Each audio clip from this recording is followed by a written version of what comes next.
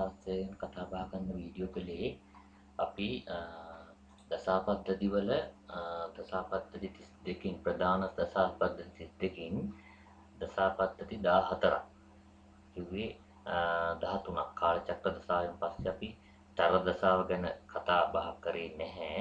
තර දසාව, ස්ත්‍ර දසාව ආදිය අපි ඉදිරියට කතා කරනවා. ඒකත් අතාරින්නේ නැහැ. අපි අද අද කතා කරන්න හදන්නේ පරාසර විසින් මෛත්‍රී බ්‍රාහ්මණයට දක්වපු තවත් විශේෂ ජ්‍යොතිෂ සිද්ධාන්තයක් වෙච්ච සුදර්ශන චක්‍රය සම්බන්ධව කතා බහ කරන්න. ඉතින් මේ සුදර්ශන චක්‍රය සම්බන්ධය, ඒ සුදර්ශන චක්‍රය කියලා විෂ්ණු දෙවියන්ගේ ආයුධයකුත් තියෙනවා. මෙතන කියන්නේ ඒක ගැන නෙවෙයි. මේ කියන්නේ පරාසර ඍෂිවරයා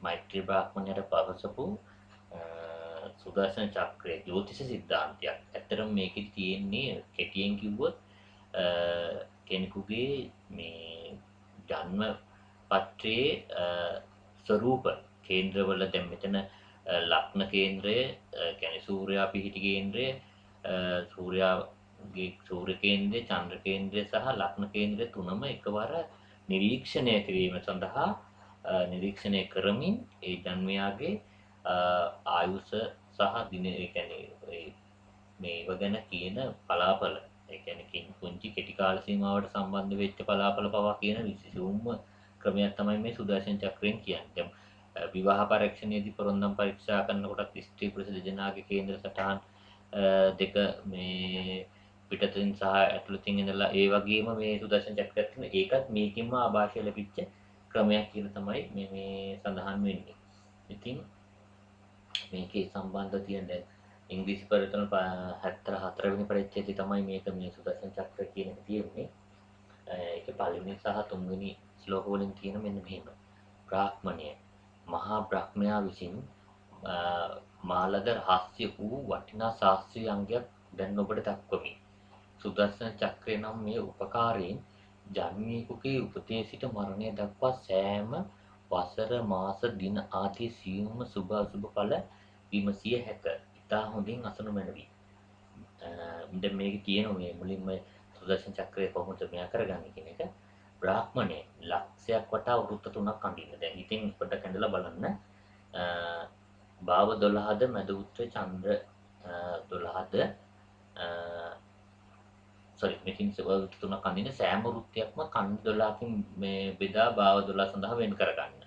සුදර්ශන චක්‍රය අඳින්නේ මේ ආකාරයට. දැන් බලන්න වෘත්තයේ තියෙන මේ පරිධිය වටේ තියෙන 12කට සාමාන්‍යයෙන් භාව 12කට බෙදන්න. දැන් අංශක වලින් ගත්තොත් සාමාන්‍ය 360 12 මිදුවාම මේ අර අංශක 30න් 30ට වගේ වැටෙන මේ විදිහට චක්‍රයක්. දැන් මම නිකන් පෙන්නන්නම් පොඩ්ඩක් මේ මෙන්න මේ වගේ චක්‍ර. දැක්ක මේ තියෙන්නේ ඔය කියන මේ සුදර්ශන චක්‍රයක් අඳපු මේකක් මේ වගේ භාව 12කට කඩා ගන්න එක තමයි මෙතන කියන්නේ. දැන් මේ ඒ තියෙන කඩපු මේ අපි අතන ඊළඟ මේකෙන් කියනවා ඇතුළත වෘත්තයේ ලග්නයේ සිට ග්‍රහයන් පිහිටි භාව 12ද මැද වෘත්තයේ චන්ද්‍ර රාශියේ සිට ග්‍රහයන් පිහිටීමද පිටත වෘත්තයේ සූර්ය රාශියේ සිට ග්‍රහ පිහිටීමද දැක්වෙන පරිසටහන්ගේ සම්පූර්ණ සුදර්ශන චක්‍රයේ එක් භාවයකට රාශි 3ක් ඇති. දැන් මෙතන ඒ කියන්නේ දැන් මේ බලන්න මේකේ ඇතුළත මේකෙන් මගේ මේ ඉතින් ඒකේ තියෙන්නේ මේක ඇසෙන්ඩන්ට් කියන එක තමයි මේ අංක එකෙන් තියෙන්නේ. ඒ විදිහට අරගෙන මෙහෙම වාපාන්ත බඳපු භාව 12 තිනුන ඇතුළත පෘෂ්ඨය. ඇතුළත මේ වෘත්තයෙන් මැද වෘත්තයේ තියෙන්නේ බලන්න මැද වෘත්තයේ මේ ලග්නේ කෙලින් ඇඳලා තියෙන්නේ චන්ද්‍රයා ඉන්න රාශිය. මෙතන මූන් මේ කේන්ද්‍රය මේ උදාහරණ කේන්ද්‍රයක් මේකේ තියෙන්නේ ඒ තුන් එක මම ඉස්සරහට කතා කරනවා මේ කියන්නේ යා චන්ද්‍රය බෙදලා තියෙන්නේ මේ තුන්වෙනි මිථුන රාශිය. ඉතින් මිථුන රාශියේ ඉඳලා මේ පැත්තට ඒකේ දෙවෙනි වෘත්තය තමයි මේ තියෙන්නේ. ඊළඟ පිටතම වෘත්තයේ තියෙන්නේ ඒකෙත් ලග්නයට කෙලින් සමාන්තරව මෙන්න මේ තියෙන විදිහට භාවය මේ පළවෙනි භාවය කියලා දාන්නේ මෙන්න මේ මම මේ ඊතලේ දුවන මේක අන්න මේකේ රවි ඉන්නේ සිංහ රාශියේ. ඉතින් ඒක තමයි එතනට මුලින්ම දාලා තින්නේ. ඒක මුල් කරගෙන මේ විදිහට භාව 12 යන එක තමයි මෙතන කරන්නේ. ඉතින් මේ විදිහට. ඉතින් මේකේ තියෙන මේ උදාහරණ මම කියන්නේ ඊළඟ මේකෙන් කියන්නේ මේක සටහනක් ගන්න තියෙනවා. සුදර්ශන චක්‍රයේ කේන්ද්‍ර ජන්ම ස්ථානයට අනුරූපයි. ඇතුල් මැදි හා පිටත් කවච පිළිවිලින් ලග්න ඡන්ද සූර්ය කේන්ද්‍ර නිරූපණය වේ. පහත උදාහරණය මේ පෙනීම වැටහි. මේ 77 සැප්තැම්බර් 6 වෙනිදා රෑ 9:30ට උපන්න කෙනෙක්ව ඉන්දියන් ටයිම් එකකට මේකේ දේශාංශයක් තියෙන මේ රට නෙවෙයි. 77 සැප්තැම්බර් 6 උපන්න කෙනෙකුගේ කේන්ද්‍රයක දැන් මේ ග්‍රහයෝ ඉන්න රාශිය ගැන විතරයි වෙන දක්වලා තින්න උත්තම දක්වලා නැහැ.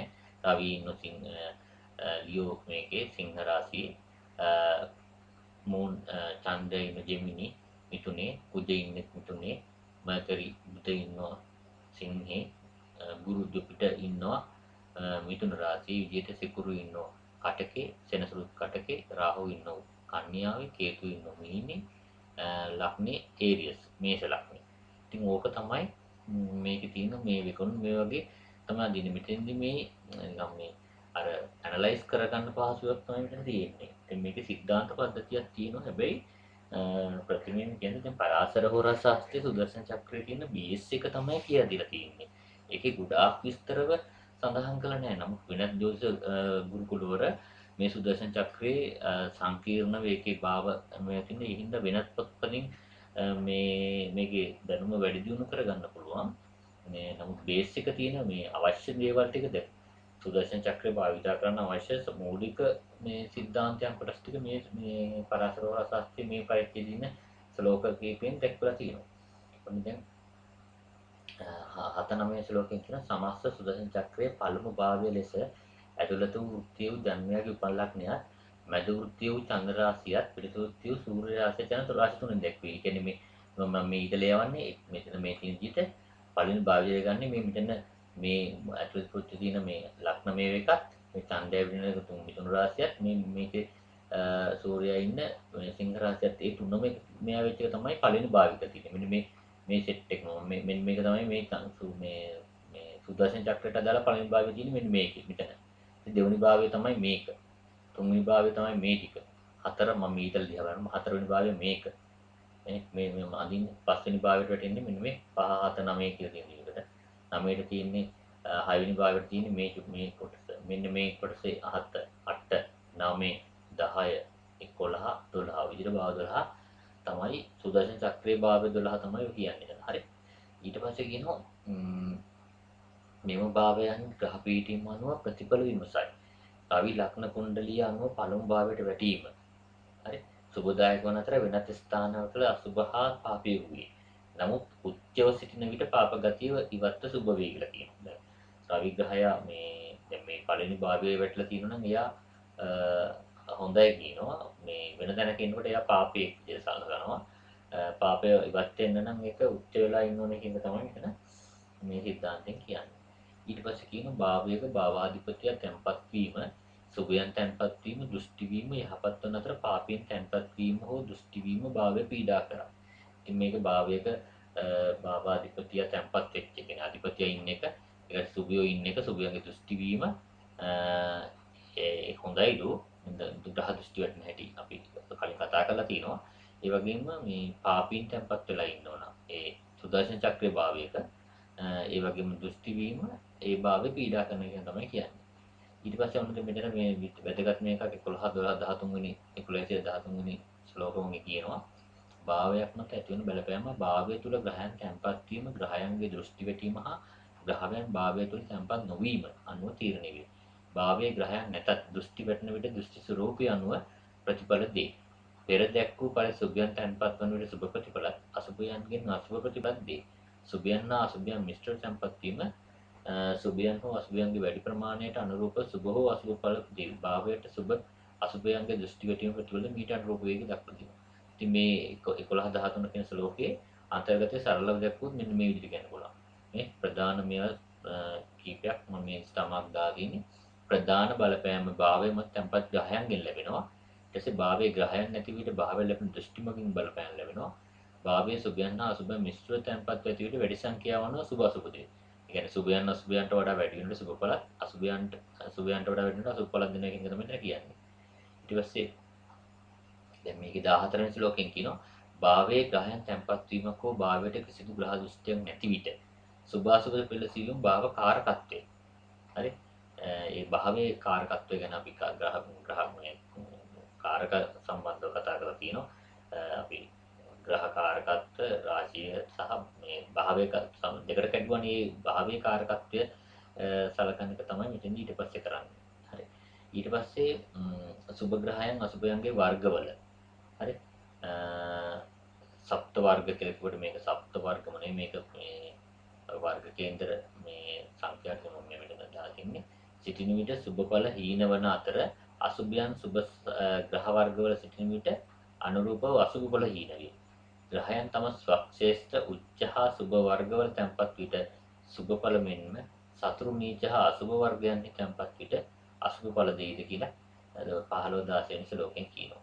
ඊට පස්සේ 17 වෙනි ශ්ලෝකයෙන් බ්‍රාහ්මණ මෙසේ ප්‍රතිඵල විමසිය යුත්තේ භාවයන් කිරිය ඇති සුභ අසුභ හොඳින් විමසා බැලීමෙන් නතුරු එක කියනවා. මේ සුදර්ශන චක්‍රයේ මේ කියනකොට දැන් ඔන්න සුදර්ශන චක්‍රයේ තියෙනවා ඊට දැක්වූ උදාහරණයක්. මේ 78 සැකම්බේ සලකන සුදර්ශන පාලන මත ග්‍රහයන්ගේ වර්ග පීඨීන් වල බලපෑම යොසම් කියලා තියෙනවා. මේක මේ පරාශර වාස්තවයේ පොතේම කියන මේ වේගක විස්තරයක්. මේ ගේ වර්ග පීඨීන් වල බලපෑම බලන්න එක කියනවා. මොකද සුදර්ශන චක්‍රයට අර කියන විදිහට කාරක බලනකොට සාමාන්‍ය භාවකාරක ඒ වගේම ග්‍රහයන්ගේ කාරකත්වයක් බලන්න ඕනේ. ඒ වගේම වර්ග කේන්ද්‍රات එක්ක සලකලා බලලා තමයි මේකේ මේ ඇනලයිස් එක කරන්න ඕන. ඉතින් ඒකට අදාළ මේ සිද්ධාන්ත ටික මෙතන තියෙනවා. හැබැයි මේක සරලව තමයි මෙතන තියෙන්නේ. අර ඒක සංකීර්ණව නියම කරන විදිය අපි වෙනත් තැන් වලින් සහ මෙතනින්ම ගන්න අපි ආభాෂ බුද්ධිත ගන්න දැනුමින් තමයි මේකේ වැඩි දියුණු කරගෙන ඉස්සරහට යන්න ඕන. කොමින් වල කවුද කතා කරනවා කියනවා. අපි මේ උදාහරණයෙන් බලමු කොහොමද මේක මේ කරන්නේ බලපෑම කරන්නේ කියනකොට මේ තියෙන්නේ ඒ ග්‍රහයන්ගේ ලග්නය සහ ග්‍රහයන්ගේ අංශක ගැන විස්තරයක්. දැන් මේකේ ලග්න ස්පෘතියේ තියෙන මේජ රාශියේ 21 වෙනි අංශකයේ කලා 35 කියන එක ඒ වගේ එකක් තමයි තියෙන්නේ. රවි ඉන්නේ සිංහ රාශියේ 20 වෙනි අංශකයේ. එතකොට චන්ද්‍රය ඉන්නේ මිථුන රාශියේ පළවෙනි අංශකයේ. ඒ මේ තියෙන මේ ග්‍රහස්පෘත දැන් තමයි තියෙන ලග්න ස්පෘතිය මෙතන තියෙන්නේ. ඒ වගේ ග්‍රහයෝ රාහු කේතු ඇතුළේ සියලුම ග්‍රහයන්ගේ ග්‍රහස්පෘත තමයි මේ වගේ දක්වලා තියෙන්නේ. හරි.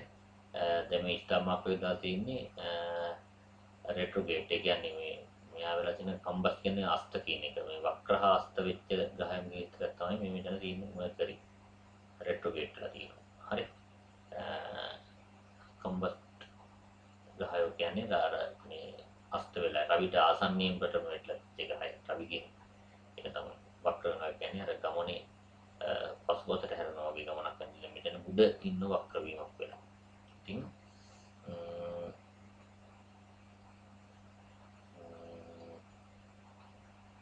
වක්‍ර වගේම මේ රවිට ආසන්න අස්ත වීමක් එක්කයි ඉන්නේ. මේ තියෙන්නේ මේ ද්වාදශ භාව ස්පෘත. ඒ කියන්නේ එයාගේ 12 භාවය වල මේ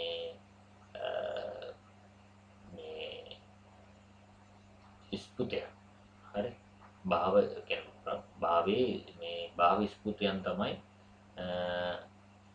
මෙතන තියෙන්නේ. ඒ කියන්නේ මේ එක් පළවෙනි දෙවෙනි තුන්වෙනි භාවය සම්බන්ධව තියෙන මේවා. හරි. මේ පළවෙනි භාවයේ 21 වෙනි අංශකේ ලග්න ස්පෘතිය කියන එක. හරි. අන්න ඒක තමයි තියෙන්නේ දක්වලා තියෙන්නේ. දෙවෙනි භාවයේ මෙතනින් මේ අංගන්නෝ මේක තමයි දැන් තියෙන්නේ. ඊට පස්සේ කියනවා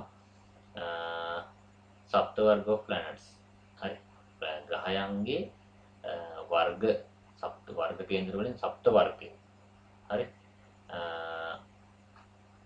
මේ තියෙන්නේ මේ ලග්න කේන්ද්‍රය හෝරා දීර්ඝානේ නවාංශකයේ ද්වාදශාංශ තින්සාංශ සප්තාංශකයේ අන්නේ ඒ සම්බන්ධව තමයි මේ තියෙන්නේ මේ කියන්නේ සුභ වර්ග වල සඳහන් වෙච්ච මේක මේ අසුභ වර්ග වල මේ ග්‍රහයෝ ඉන්න එකේ ඉලක්කමක් විදිහට දක්වලා තියෙනවා.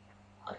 දැන් මේ තියෙන්නේ 3යි 4යි 5යි 6යි 7යි 8යි සරි මේ ග්‍රහ සෙට් එක මෙන්න මෙතන තියෙන්නේ වර්ග මේවා ටික හරි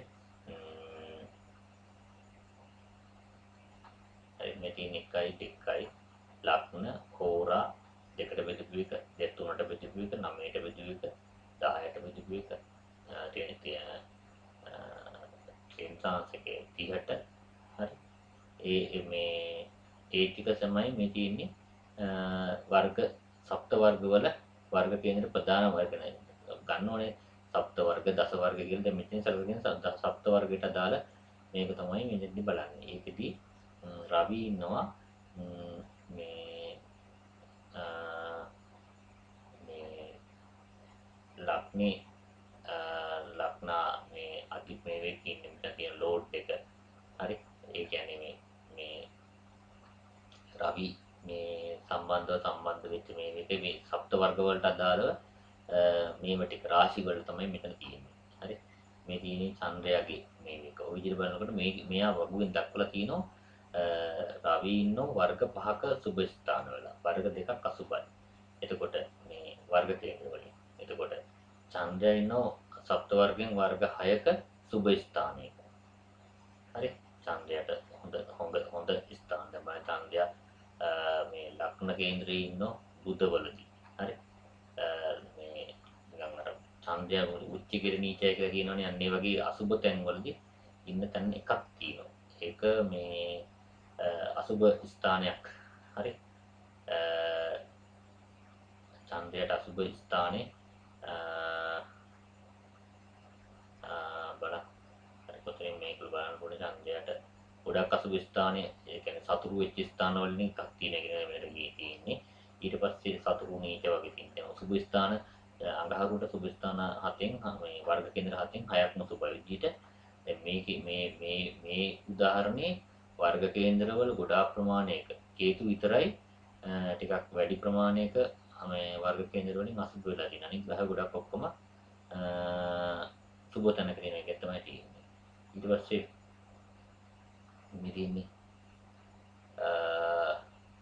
සප්ත වර්ග චක්‍ර of the house ඒ කියන්නේ මේ 2 3 4 මේ දැන් කලින් ග්‍රහය ටික බැලුවේ ඊට පස්සේ අර මේ ග්‍රහය මේ භාවය මේ සප්ත වර්ගෙම ඒ කියන්නේ හැම කේන්ද්‍රයකම පළවෙනි භාවයේ මේ සුබ පිහිටීම සුබ පිහිටලා තියෙන කි වර්ග දැන් මේ හත් වර්ගෙන් පළවෙනි භාවය මේ හොඳ විදිහට තියෙනවා වර්ග 6කින් දැන් මේක දෙකකට බලන්න දැන් අතන බැලුව ග්‍රහයන්ගේ මේක මේ භාවයන්ගේ සප්ත වර්ග මේක. ඉතින් ඒකෙත් ගණන් කරලා බලනවා මේ විදිහට. ඉතින් මේක තමයි මේ දක්වන මුනිවාරයන් එකේ දැන් මේ මෙයාට මේ දෙකෙන් තමයි එයාගේ ඇනලයිස් කරන්න මේව බලලා තමයි ගොඩක් අපි අර මේ එයාගේ සුදර්ශන චක්‍රයේ මේ වැඩි භාග ප්‍රමාණයක භාව කේන්ද්‍ර කියන්නේ මේ වර්ග කේන්ද්‍රක වැඩි ප්‍රමාණයක වගේ සුබ ඉන්නවනම් එයා හොඳ මේ සුබ ඒ භාවය සුබ කරනවා කියන තමයි එතන කෙටියෙන් කියන්නේ 18 වෙනි ශ්ලෝකයෙන් කියන මුනිවරයාණෙනි කාරණක පිළිතුරු දෙන්න සුදර්ශන චක්‍රයෙන් භාව අධ්‍යයනය කළ හැකිව තිබියදී බොහෝ කරන ඉසුවරු ලක්න කුණ්ඩල අධ්‍යයනය වූ ප්‍රතිඵල මූල ප්‍රවෘත්ති මන්ද කියලා මේ මෛත්‍රිය දැන් ප්‍රශ්නයක් අහනවා. ඇයි මේක මේ එහෙනම් ඇයි මේ ලක්න කුණ්ඩලිය විතරක් මේ අරගෙන ගොඩක් දුර වලට මේ භාවයේ අධ්‍යයනය කරන එක කරන්නේ දැන් සුදර්ශන චක්‍ර තියෙනවා නම් මේ ඒ කියන්නේ ලක්නය රවි චන්ද්‍ර විදිහට බලනකොට ඇයි මේක විතරක් ප්‍රධානශය ගන්නේ මේ කරන්නේ නැත්නම් මොකද කියලා අහලා තියෙනවා. ඊට පස්සේ උත්තර දෙනවා බ්‍රහ්මණ සුදර්ශන චක්‍ර භාවිත සුසුවන්නේ ලක්නේ චන්ද්‍ර රාශිය සූර්ය රාශිය එකම රාශියක් නොවන අවස්ථාවලදී. දැන් අපි හිතමුකෝ ලක්නේ මේෂ වෙලා ඒතනම රවි චන්ද්‍රය දෙන්නම වගේ ඉන්නවනම් හරි. සාමාන්‍යයෙන් එකම නොවන. ඒ වගේම චන්ද්‍රහි සූර්ය රාශි තුනම හෝ දෙකක් එකම රාශිය වෙන අවස්ථාවලදී ප්‍රතිලෝම සියුත්තේ ලක්න කුණ්ඩලය ඇසුරුනේ. ඒ කියන්නේ එක්ක තුන් දෙනාම තුනම එකම ලක්නට එහෙම නැත්නම් දෙකක් එක ලක්නට වැටෙනකොට මේ සුදුසු නැහැ කියන එක තමයි ලක්න කුණ්ඩලේ විතරක් ගන්න එක තමයි එතන පරාසර කියලා කියන්නේ. ඊට පස්සේ ඔන්න 21 23 බ්‍රාහ්මණය සුදර්ශන චක්‍රය වන භාව 12 සම්බන්ධ දසා හා අන්තර් දසා විමසීමෙන් වසර හා මාස ප්‍රතිඵල විමසීම ඊළඟට දක්වනවා. ඒ කියන්නේ සුදර්ශන චක්‍ර දසාව කියලා එකකුත් තියෙනවා. හරි. ඒක මෙම ආකෘතියේදී පළමු වැන්නෙන් ආරම්භ වන සෑම භාවයකටම වසරක දසා කාලයක් වෙන්වී. ඒ කියන්නේ දැන් මේ අනුව භාව 12ට එකකට වසර බැගින් වෙන් වූ වසර 12ක දසා කාලය සෑම වසරකම ප්‍රධාන දසා කාලය නැවත මාසය බැගින් වෙන් වූ අන්තර දසා 12කි. භාවයකට වෙන් වූ වසරක පළමු අන්තර දසා වෙන්වීමද භාවයේ දසාවෙන් ආරම්භ වන පරිදි. ඒ කියන්නේ මේ භාවයට අදාළ දැන් මේ වික දැන් සුදර්ශන චක්‍රය තියෙනවා දැන් මේ ලග්න භාවයද මම රවුම් පෙන්නන්නම් අපව මේ කියන විදිහට දැන් මේ තියෙන විදිහට යාගේ දැන් මේ මේෂ ලග්නේ පටන් ගන්න මේ වේක තමයි මේ ආරම්භ මේ ඒක විදිහට ගිහිල්ලා ඒකට අවුරුද්දයි පුරුෂම්බට දෙකයි අන්නේ විදිහට තමයි මේ සුදර්ශන චක්‍ර මේ වේක යන්නේ. හරි. මේක තියෙන තුනටම ගන්න මේ එකක් මම ඉස්සරහට කියන්නම් කොහොමද මේ යන කතාව දිගටම යන්න කොහොමද පිළිවෙලට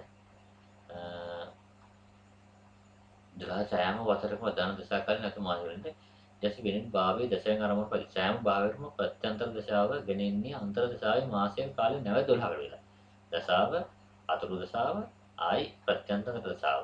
හරි ඒකත් 12කට වෙලා තමයි තියෙන්නේ. ඉතින් දින දෙකක කාලය. සාමාන්‍ය අවුරුද්දක් 12කට බෙදුවහම මාසයයි මාසයකට සාමාන්‍ය 12 බෙදුවහම දින දෙකමාරක් වෙනවා. දින දෙකක් කියලා තියෙන කාලය. විදිසා බෙදන්නේ ප්‍රත්‍යන්තර නැවත 12 බෙදෙන ගටිකා 12ක කාලයකින්. සාමාන්‍යයෙන් ඒ කියන්නේ දින දෙක කියන එක තවත් 12 වෙනවාම මේ ගටිකා 12ක කාලය තමයි එතෙන්ට වැටෙන්නේ. ආරම්භ වීම ඉරකඩු පරිදි භාව මුල් කොටගෙන ඉන්නේ.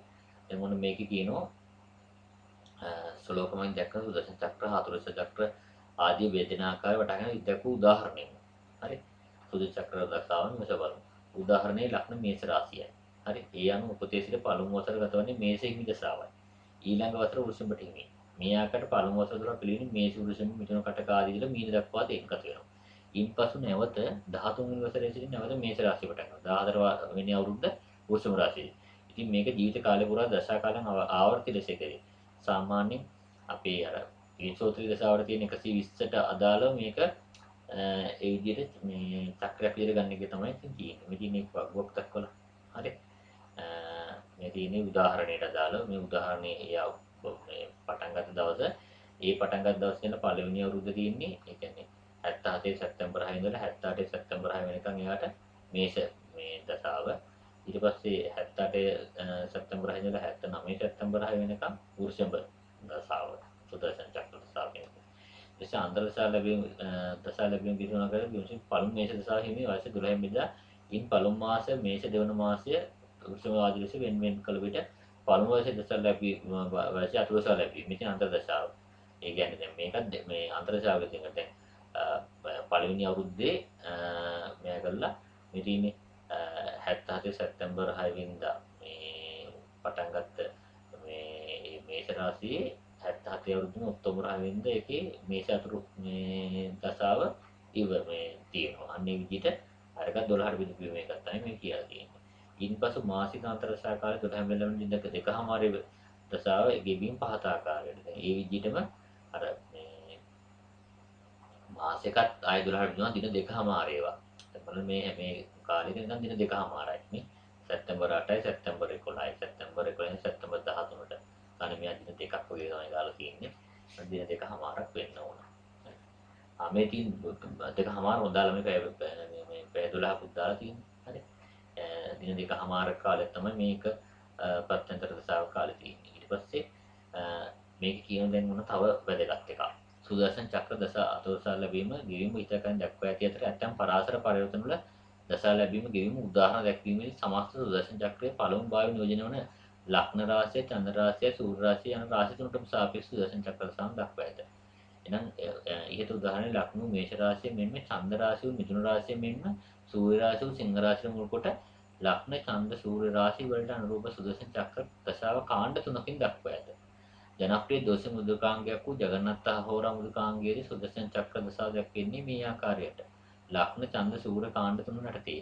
ඉහත මේ 1977 සැප්තැම්බර් 6 උදාහරණයක් දාලා ජගන්නාථ පුත්‍රයන් ලැබෙන සුදර්ශන චක්‍ර දසාව ඒක දිස් වෙන්නේ හැටි කාර්ක බලන්න මේ තියෙන්නේ ඒ උදාහරණයට දාලා දැන් මේකේ ලග්නේ මේෂ චන්ද්‍රයා ඉන්නේ මිථුනේ රවි ඉන්නේ සිංහේ. ඉතින් බලන්න එතකොට පටන් ගන්නෙ මේ තින් තුනට කඩලා මේ මේෂ මිථුන තුලා. ඒ කියන්නේ මේෂේ ලග්නේ මිථුන තියෙන්නේ චන්ද්‍රේන රාශිය සිංහ තියෙන්නේ සූර්යේන රාශිය.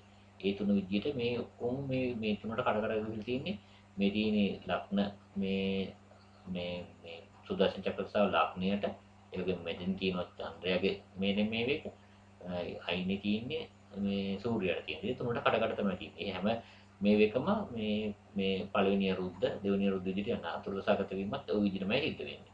හරි. ඉතින් මේකේ අතුරුසාව ගැන මම දක්වලා ඇති. ඉතින් අන්තර්දශාව එන එක ඒ වගේ මේක මෙතන පත්‍යන්තර දශාන්තර දශාවල පත්‍යන්තර දශාවල රීතිගේ දින දෙකමාර දැක්කනේ සැප්තැම්බර් 6 ඉඳලා සැප්තැම්බර් දින දෙකමාරක් කාලයක් එතන ගත වෙනවා. හරි. මෙතන මේකේ පැය ගණනක් දක්වලා තියෙන කාලෙත් එක්ක ඒකට පැය දෙකමාර තියෙන දින දෙකමාර විදිහට ඊට පස්සේ ඔන්න 24 26 වෙනි ශ්ලෝකෙන් ඉන්න රාශියේ සිට කෝණ කියන්නේ ප්‍රධාන කොහොමද කේන්ද්‍ර කියන එක කෝණයේ කේන්ද්‍ර වෙන්න ඕන. හරි ත්‍රිකෝණ හා අටවැන්නේ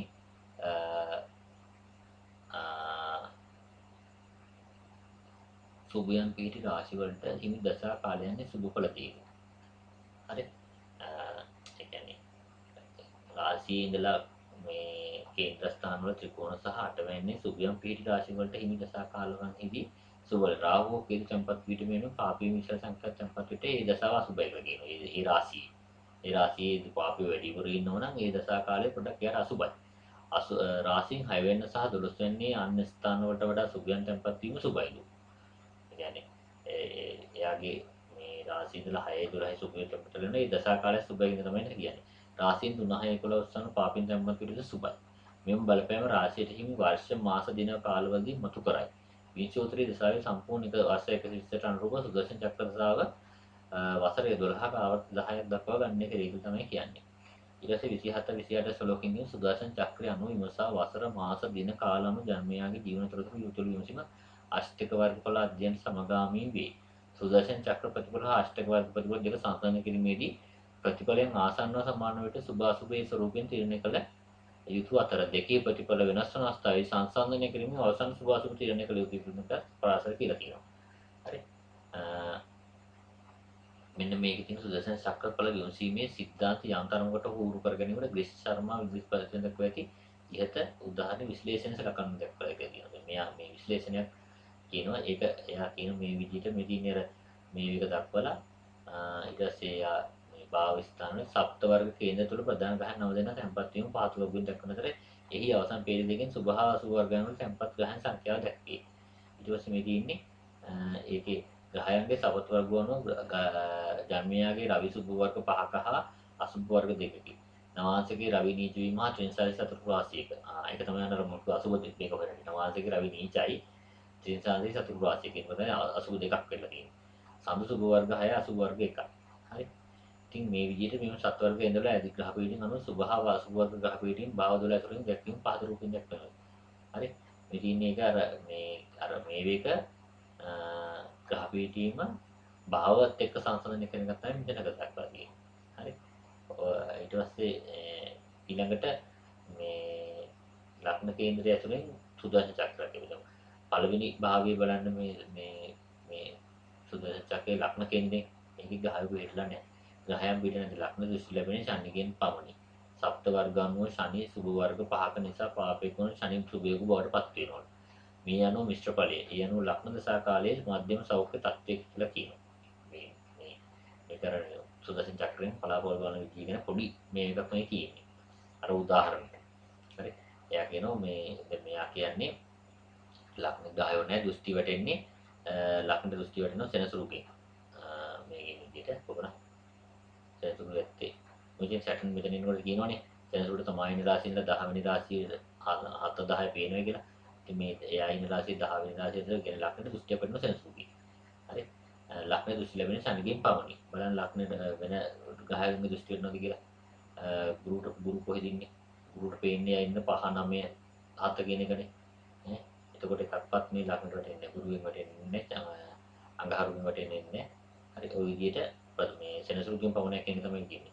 ඉතින් සප්ත වර්ග වන ශනි සුභ වර්ග පහක නිසා පාපයේ ගුණ ශනි සුභ වර්ගයටපත් වෙනවලු. වැඩි ප්‍රමාණයක සුභ වර්ගයේ තිනකොට ඒක මේ පාපයේ ගුණාට සුභයේ විදිහට වැටෙන්නේ. එහෙනම් මිශ්‍ර ඵලය ලග්න දශාකාලයේ මධ්‍යම සෞඛ්‍ය තත්ත්වයක් තියෙන එක තමයි කියන්නේ. කියන්නේ එයාට මේෂ මේ දශා කාලෙදී සාමාන්‍යයෙන් එයාට ජීවිතයේ පළවෙනි අවුරුද්ද 13 වෙනි අවුරුද්ද ඒ විදිහට හයි 13යි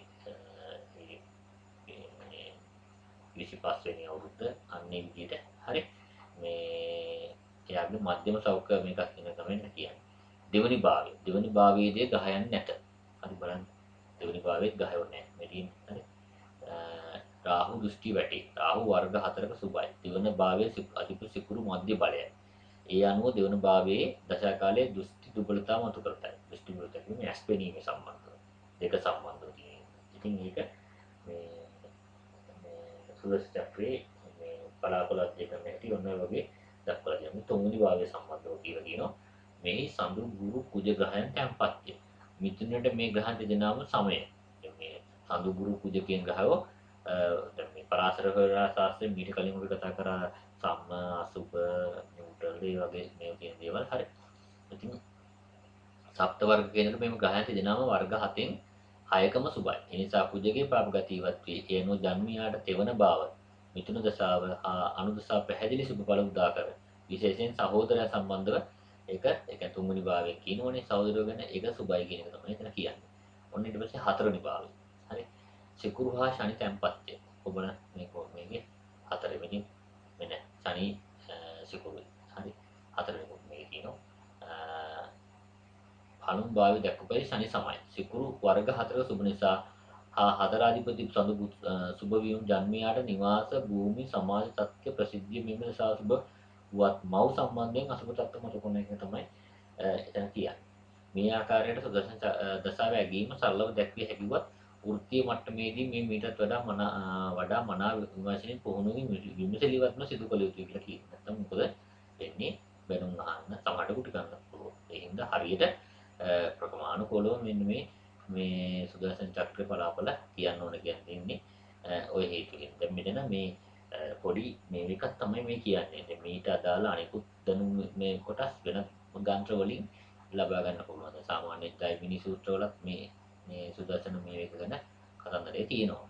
ඉතින් ඒක මේ ඒ තමයි වැඩිපුර මේකේ සිද්ධාන්ත ගැන තියෙන්නේ. මම මේ කෙටියෙන් කිව්වේ. ඉතින් මේ අපි ඊළඟ වීඩියෝ එකෙන් මේ වගේ තියෙන මේවා ටික බලමු. දැන්ට මේ සුදර්ශන චක්‍රයට සම්බන්ධව ප්‍රධාන මේවා ටික කොටස් ටික දැන් අපි කතා බහ කරලා